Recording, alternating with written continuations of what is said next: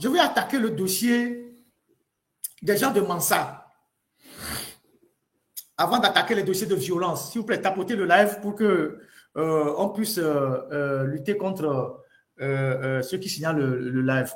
Je vais parler maintenant du dossier de Mansa, puisque ce sont des gens qui se permettent de nous associer aux djihadistes, de raconter des histoires dormies debout.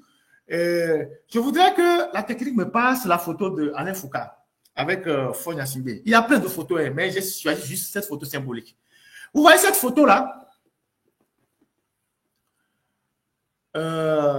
Ceux qui sont sur TikTok peuvent le voir sur YouTube. Vous voyez cette photo-là? Il y en a plein d'autres photos. Il faut bien voir cette photo-là. Parce que j'ai constaté depuis 2 jours qu'on est en train de dénoncer leur conférence qu'ils veulent organiser à Lomé. Ils essaient de se débattre. Ils essaient de se justifier. Mais ils n'arrivent à convaincre personne. Vous voyez cette photo-là? Pour ceux qui sont sur tout ça, vous voyez cette photo-là? Qu'est-ce que cette photo vous inspire? Cette photo que vous voyez là, elle vous inspire quoi? Il y a ce qu'on appelle la sémiologie des médias. Décrypter les images, analyser, conclure. Qu'est-ce que cette photo, par exemple, vous inspire? Parce qu'on a entendu ces jours-ci, Jules Domché, Alain Foucault se justifier. Oui, eux, ils n'ont rien à voir avec la modification de la constitution au Togo. Ils ne sont pas, on leur donne trop d'importance, ils sont trop puissants. Eux, ils ne sont pas ci, ils ne sont pas ça, ils ne sont pas ci, ils ne sont pas ça. Regardez bien cette photo. Il y en a bien d'autres.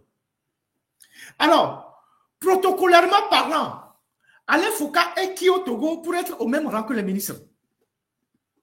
Protocolairement parlant. Sur le plan protocolaire. Sur le plan protocolaire.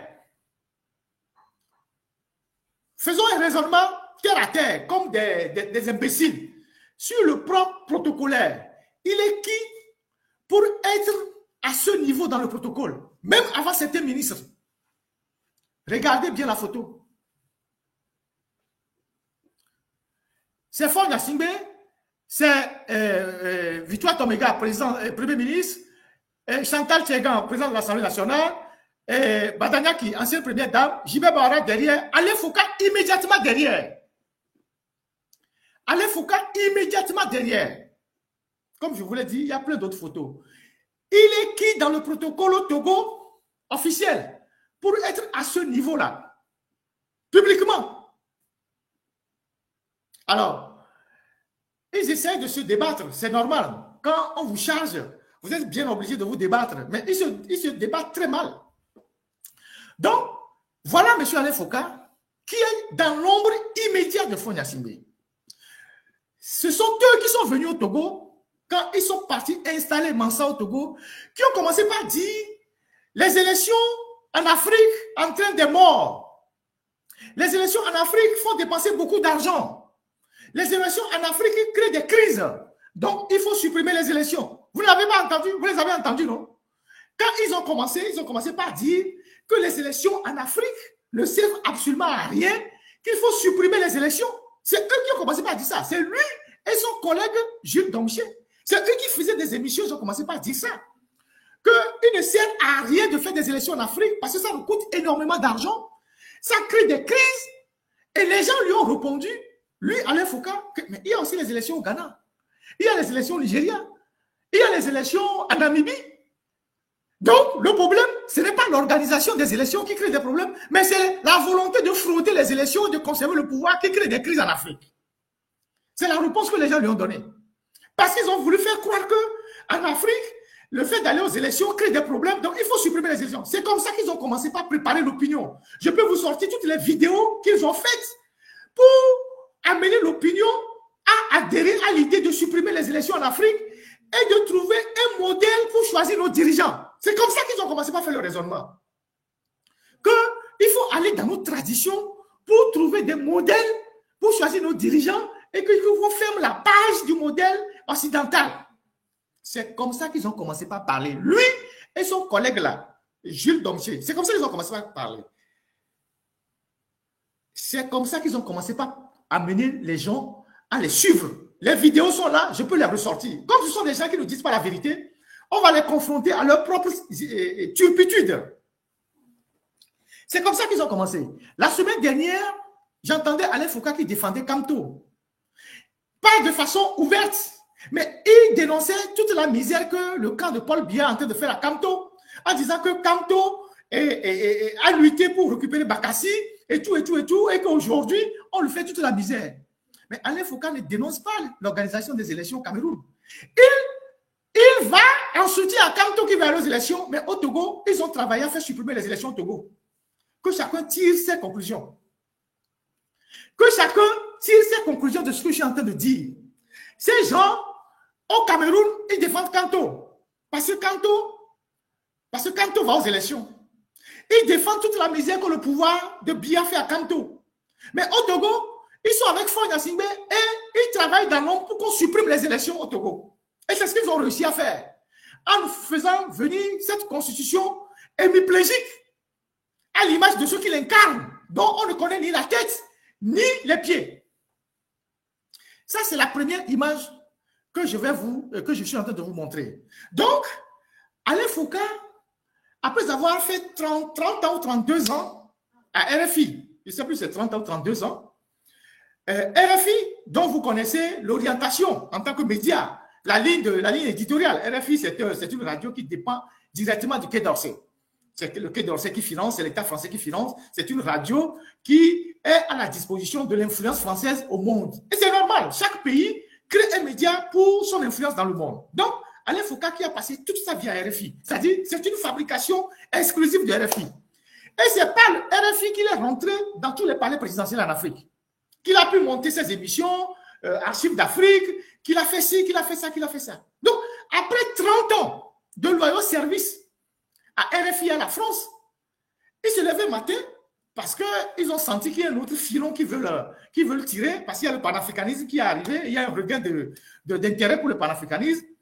Ils se disent, bon, RFI là, c'est bon, on a suffisamment eu de relations, on a un carnet d'adresse assez solide, maintenant on va partir pour aller faire autre chose. Il quitte RFI en disant qu'il a démissionné, je ne sais pas si c'est vrai ou c'est faux, et il va monter son histoire de Mansa en le basant à Lomé. Il a créé le groupe Mansa. Je suis allé regarder dans le truc de CFE, les entreprises au Togo, les entreprises au Togo, je suis allé regarder le registre d'immatriculation du commerce du crédit mobilier au Togo. Donc, il a créé le groupe Mansa au Togo avec un capital social de 14 millions divisé en 1400 actions de 10 000 francs CFA.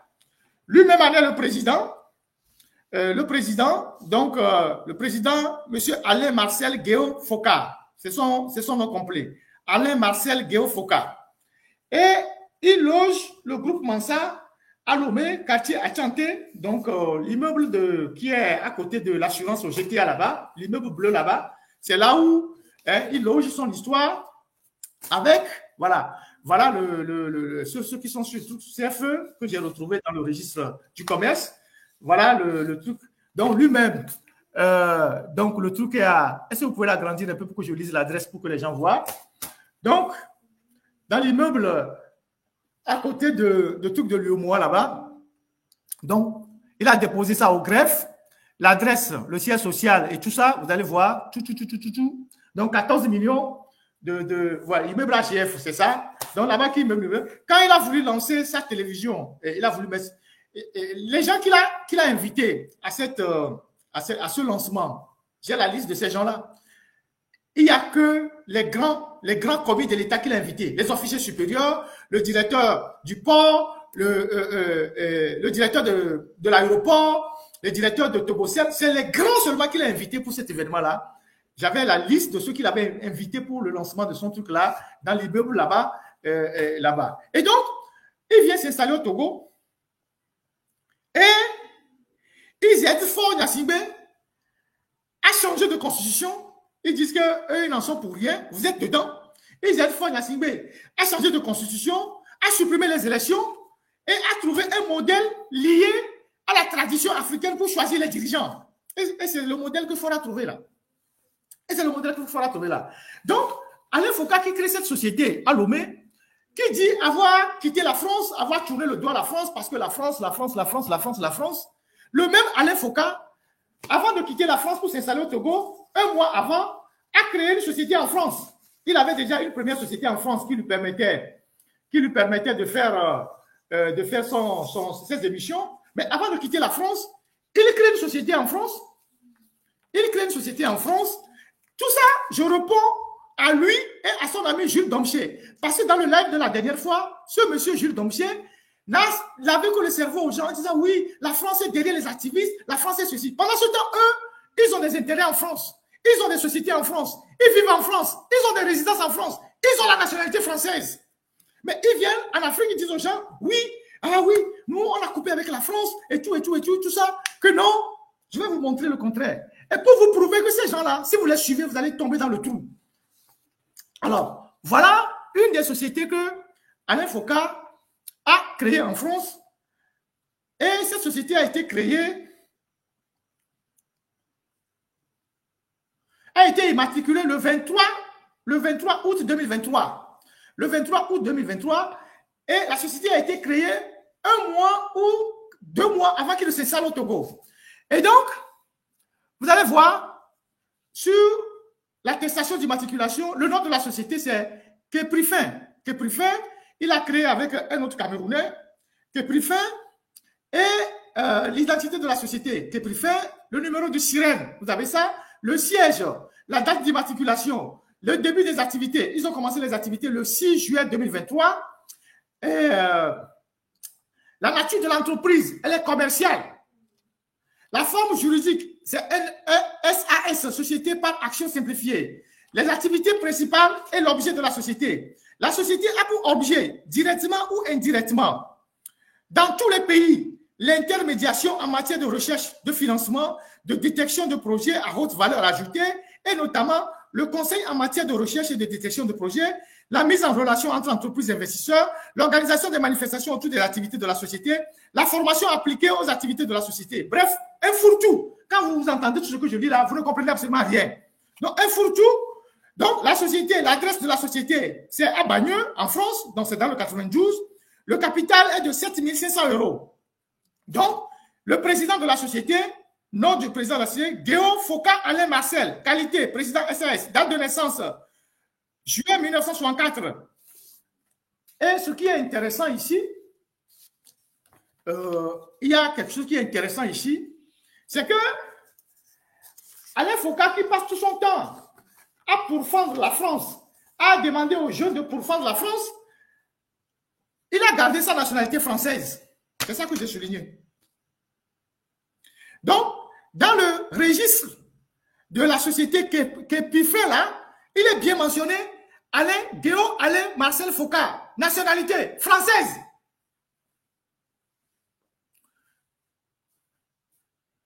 Nationalité française. Il est avec un de ses collègues. Lui, il s'appelle Ngamke Eli. Lui aussi est de nationalité française. Et sa commune de résidence, c'est Créteil. Ça veut dire qu'il a une résidence en France. Il est à Créteil. Donc, quand on vient dire aux jeunes en Afrique que oui, on a travaillé pendant longtemps à RFI, on a quitté la France, alors qu'on a conservé une résidence en France, on paie les taxes d'habitation, on a créé une société en France, on fait les affaires, on paie les impôts, on conserve la nationalité française. Est-ce que vous avez une idée des obligations liées à la nationalité française? C'est-à-dire, quelqu'un qui a la nationalité française, si demain matin, la France rentre en guerre contre un pays, mais la première obligation, c'est qu'il va à la guerre pour la France. Celui qui a la nationalité française, si demain, la France va en guerre contre un pays, mais la France va enrôler tous ses citoyens.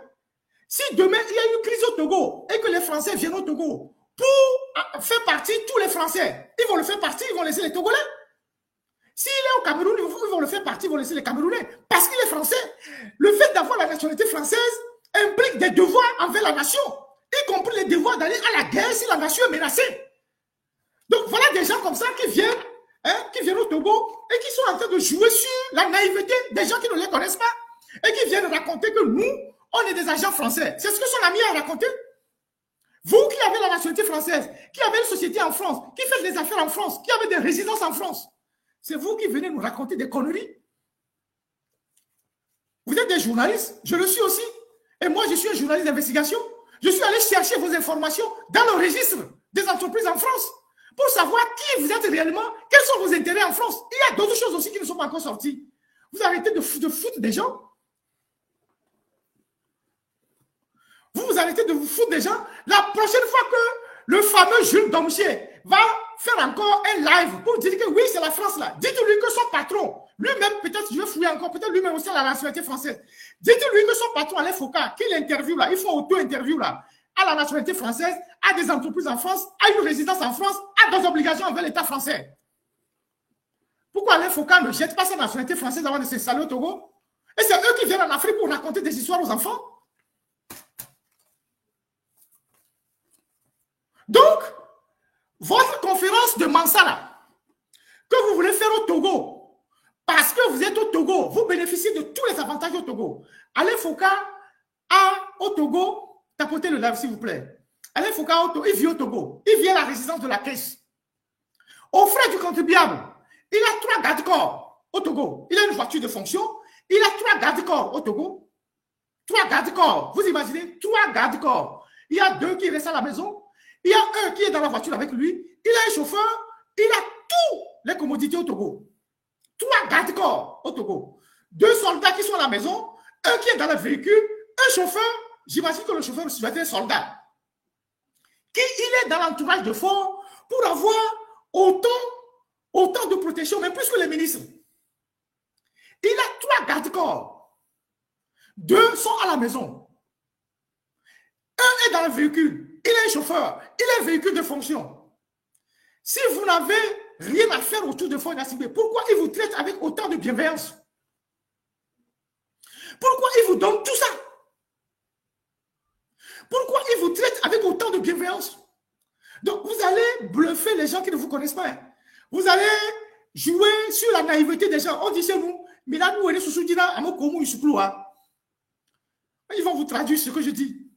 Vous allez jouer avec les gens. Et votre Mansala, il faut nous dire combien Faure a mis dedans. Parce que Faure a mis beaucoup d'argent dedans. Faure a mis beaucoup d'argent dedans au moment où, je ne parle pas de la conférence qui arrive, mais le projet dans son ensemble. Faure a mis beaucoup d'argent dedans, alors que nous n'avons pas d'eau dans nos villages, on n'a pas d'électricité, on n'a pas d'école. Il n'y a pas de bourse pour les étudiants, il n'y a pas de bourse pour les élèves. Vous, Faure vous trouve beaucoup d'argent que vous mettez dans Mansa, vous allez chercher les autres dans le complément dans les palais présidentiels et vous venez nous dire que nous n'avons pas le droit de vous critiquer. Jules Domchier a dit la dernière fois qu'on lui pose la question pourquoi vous ne faites pas la conférence au Cameroun. Il dit non, que le Cameroun ne le laisserait pas faire cette conférence là-bas. Donc le Togo peut vous laisser faire cette conférence.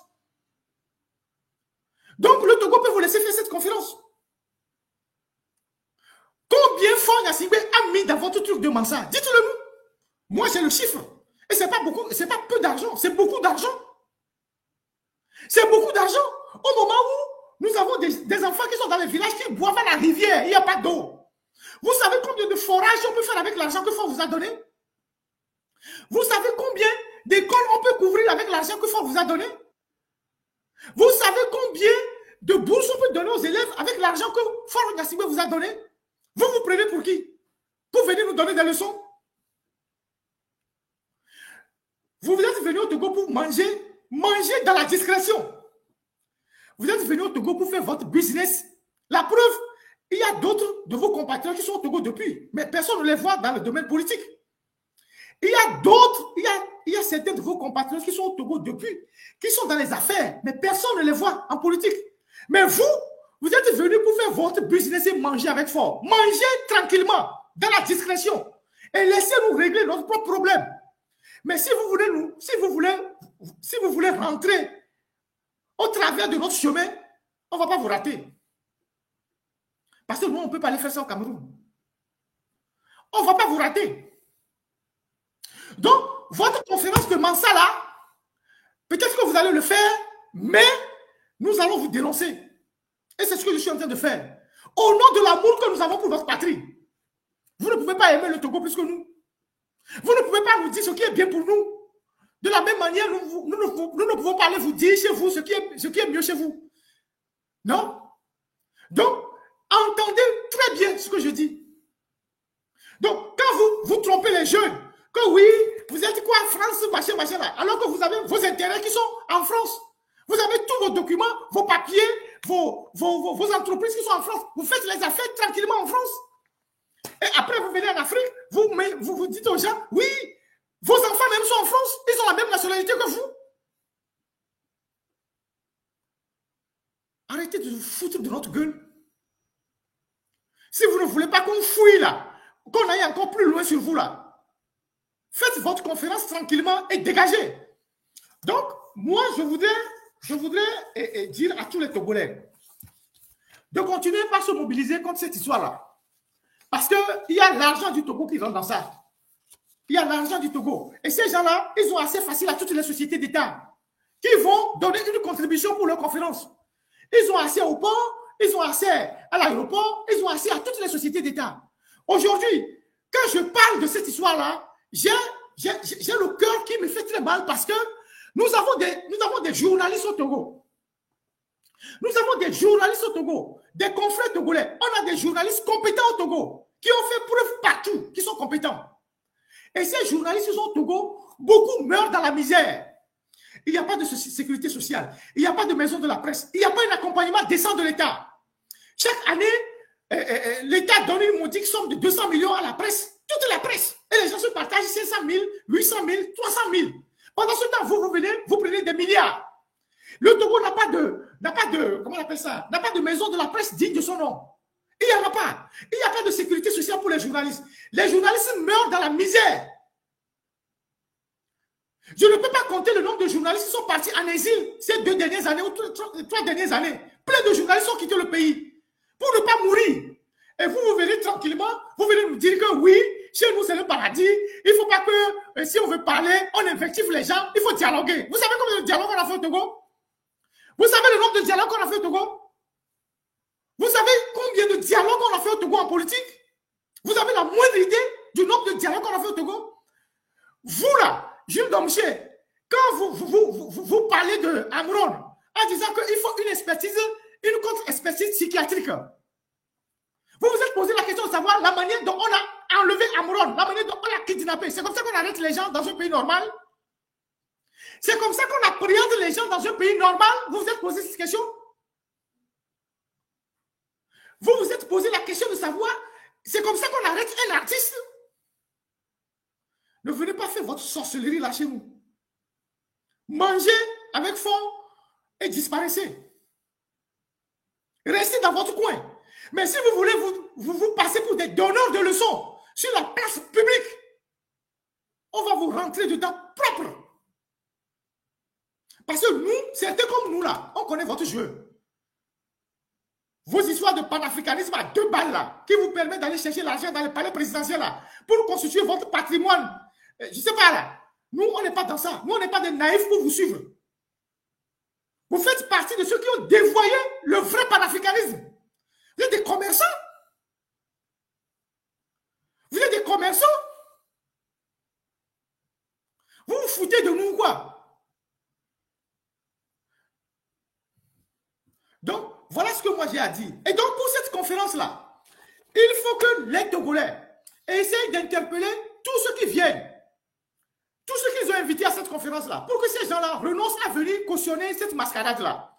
Il y a la coalition de la diaspora togolaise pour l'alternance et la démocratie, Kodi Togo, qui a saisi Laurent Gbagbo, qui a écrit une lettre ouverte à Laurent Gbagbo, parce que c'est Laurent Gbagbo qu'ils invitent comme guest star à Lomé. Je vous donne la quintessence de cette lettre-là. Lettre ouverte à son excellence, M. Laurent Koudou Gbagbo. Ancien président de la Côte d'Ivoire, Abidjan, Côte d'Ivoire, Paris, le 2 juin 2025. Objet, sur l'invitation du groupe Mansa à votre excellence. Excellence, monsieur le président, au moment où vous venez de souffler vos 80 bougies, le 31 mai dernier, et dont une grande partie de cette vie a été consacrée au peuple de Côte d'Ivoire et d'Afrique, la coalition, donc le Kodi Togo, apprend par médias sociaux interposés que vous auriez répondu favorablement à l'invitation du groupe Mansa pour prendre part à la conférence dite panafricaine qu'il organise à Lomé du 26 au 28 juin 2025. Cette conférence se proposerait comme une réponse, est-il dit, à la conférence de Berlin. 140 ans après la conférence de Berlin, il est temps de réécrire l'histoire de l'Afrique. Ouais, il est temps que vous mangez. C'est ça, c'est ce que vous devez écrire. Excellence, Monsieur le Président, Cozy Togo vous invite respectueusement à ne pas vous réduire à ça. Et pour cause. En effet, depuis plus de 60 ans, le peuple togolais souffre et croupit dans une misère effroyable, devenue aujourd'hui ambiante. Cette misère est créée et entretenue par un régime dictatorial qui se monarchise et du jour duquel ce peuple cherche à se libérer à son corps défendant. Après 38 ans de pouvoir et d'un récent partage de paix, tapotez le live sur TikTok, M. Faure Gnassingbé accède au pouvoir en 2005 à la mort de ce dernier dans un bain de sang. Le rapport onusien d'établissement des faits a dénombré 500 morts. Resté au pouvoir depuis lors et aujourd'hui, après 4 mandats, soit au total 20 ans, M. Faure Gnassingbé promulgue une nouvelle constitution taillée à sa propre mesure, supprime le suffrage universel sans consultation populaire et se consacre un pouvoir à vie. Il est opportun que c'est ce régime qui, le 16 juin 2012, ça c'est écrit à Gbagbo, hein, le 16 juin 2012, après votre déportation à la haie, a arrêté, a nommé et transféré au régime d'Alassane Ouattara en Côte d'Ivoire votre ministre de la Défense, M. Moïse Lida Kouassi, en violation des conventions internationales et sur le droit des réfugiés, des règles élémentaires en matière d'extradition et malgré les protestations de la Ligue togolaise des droits de l'homme et de son ancien président, le bâtonnier Joseph Kofigo. Monsieur Moïse Lida Kouassi sera condamné quelques années plus tard à 15 ans de prison ferme en Côte d'Ivoire. Il est ici important de rappeler aussi qu'avec gravité, à votre bienveillance, attention que c'est l'un des architectes de cette entreprise funeste et malsaine de consécration de pouvoir à vie est justement Alain Foucault, responsable et promoteur du groupe Mansa. Excellence, Monsieur le Président Gbagbo, l'idée de la suppression du suffrage universel, fondement et pilier majeur de la démocratie, est portée, prônée et défendue par Alain Foucault, qui n'a de cesse de pourfendre que la démocratie et les élections ne sont pas adaptées aux réalités africaines et que les élections seraient chrysogènes, onéreuses, tentant d'opposer la démocratie au développement. Les liens sont là. C'est dans le prolongement de cette entreprise de business à haut risque de contagion dans notre sous-région ouest africaine, déjà en proie aux instabilités politiques et à l'insécurité grandissante, que s'organise cette conférence à laquelle vous êtes confiés et qui est payée à des coûts de millions par le pauvre contribuable togolais. Il va donc sans dire que l'objectif premier que cache cette conférence est de blanchir le coup d'État constitutionnel pensé et conçu par le groupe Mansa d'Alain Foucault et opéré par Faure Gnassingbé et fortement contesté et décrié par les Togolais.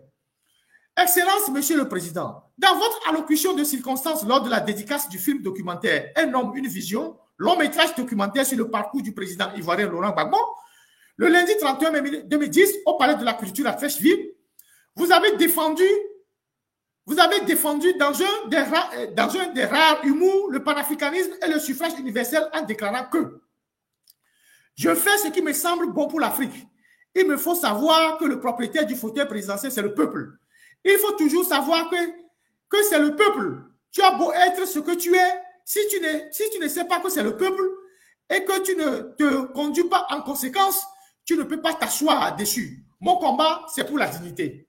Tel est le vrai idéal du panafricanisme et la création en octobre 2021 du Parti des peuples africains, Côte d'Ivoire, PPACI, qui défend les idées socialistes, panafricanistes et souverainistes et qui lutte pour la véritable indépendance des pays africains, a de nouveau alerté la jeunesse africaine sur la réalité et le bien fondé de notre combat. Excellence, Monsieur le Président, que vient chercher le panafricanisme dans un régime qui est l'expression aboutie de la France-Afrique et de l'impérialisme comme celui du Togo, si ce n'est un panafricanisme intéressé, frelaté, mû par l'instinct de conservation et d'embrigadement du pouvoir d'État, sans commune mesure avec le panafricanisme initié par nos pères de l'indépendance. Vous avez donc l'impérieux devoir idéologique et la responsabilité historique de décliner cette invitation dont l'objectif premier vise à se servir de votre image pour blanchir un régime sexagénaire massivement décrié, prédateur de la dignité humaine, des libertés publiques, individuelles, ainsi que des principes et valeurs d'État, de droit et de la République. Excellence, Monsieur le Président, nous continuons à croire que votre combat n'est pas qu'un luxe pour le seul peuple ivoirien, mais que les autres peuples du Togo et d'Afrique en sont aussi dignes. Votre participation à cette conférence serait une grande déception, voire une trahison de vos propres idées et vos engagements aux yeux de la jeunesse panafricaine.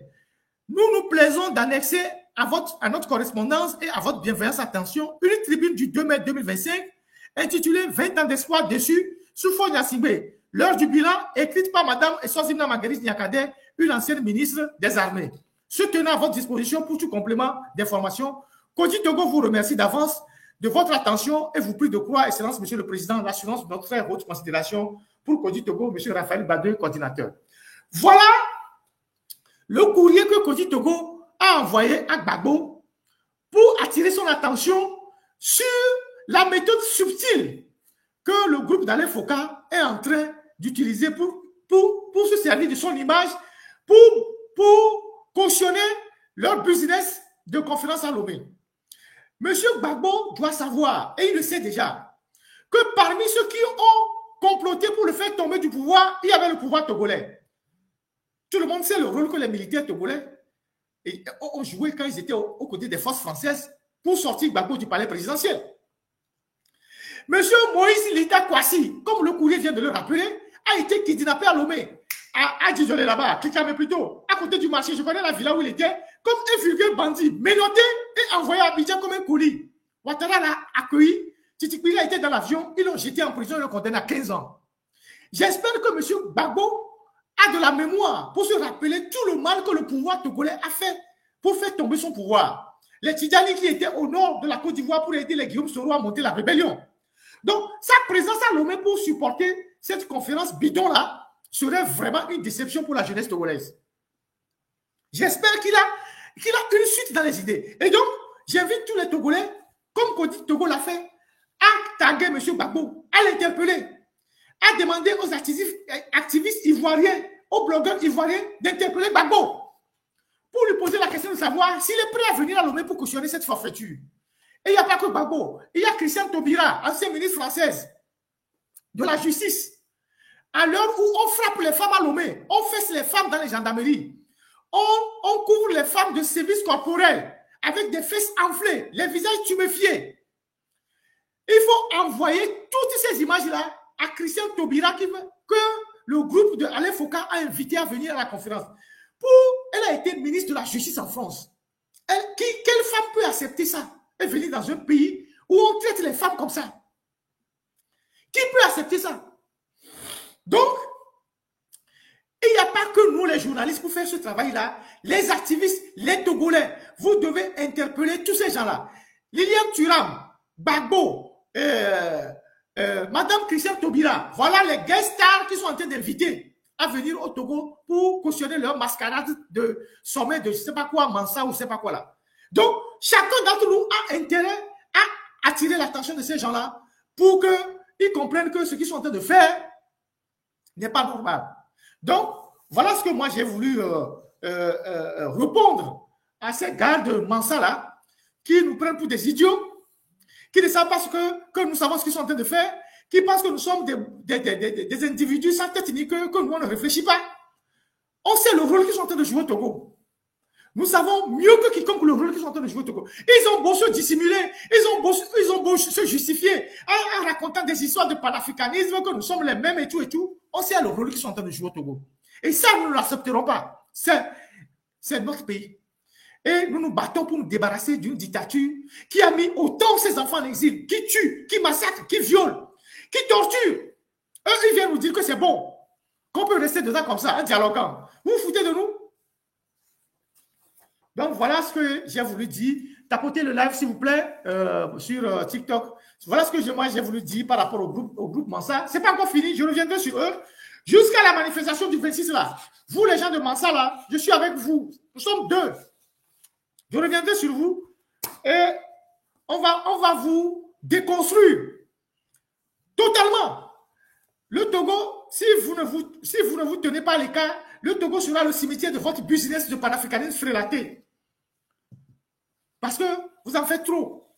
Et en plus, vous voulez nous donner des leçons. Vous voulez nous donner des leçons. Vous voulez nous donner des leçons chez nous. Mais attendez. Après, vous voulez faire passer les gens pour des xénophobes. Nous, on peut faire ça au Cameroun. Je connais le Cameroun. J'ai travaillé partout au Cameroun. Je vais vous citer les villes que j'ai visitées au Cameroun. Ebolova, Mbalmayo, Tiko, Douala, Edea, Yaoundé. Limbe, le mot Cameroun. Boya, je suis resté au moins une semaine à Boya, dans l'ancien camp des Allemands. J'ai travaillé là-bas. Il ne m'a jamais été donné de me prononcer sur la politique intérieure du Cameroun ou de me donner des leçons aux Camerounais. Donc, arrêtez votre hypocrisie. Je connais tout ça. J'ai parcouru toutes ces routes-là au Cameroun. La nuit comme le jour. Je suis allé partout là-bas. J'ai été en mission au Cameroun au moins 3 fois. Je connais tout. Bamenga, tout ça. Je connais. Je fais la brousse, les montagnes, tout. Donc, arrêtez de venir supporter des régimes qui martyrisent leur peuple et de vous cacher derrière des idéologies de merde. Que vous êtes des panafricains et que les autres sont des France-africains. Vous avez des intérêts en France et vous venez tromper les gens que oui, il faut se méfier des gens qui vous attaquent ou les gens qui vous dénoncent parce qu'ils seront au service de la France. Ah, pourtant, c'est vous qui avez les intérêts en France. C'est vous qui avez vos maisons en France. C'est vous qui avez vos entreprises en France. C'est vous qui avez la nationalité française. Vous vous foutez de nous, quoi. Alors, j'ai fini avec vous aujourd'hui. Je vais revenir après. Le live ne va pas trop durer, je pense qu'on en est déjà. On va parler des violences faites aux femmes. La dernière fois, un petit gang de Dijon là-bas. Et c'est par là que je vais terminer ce live-là.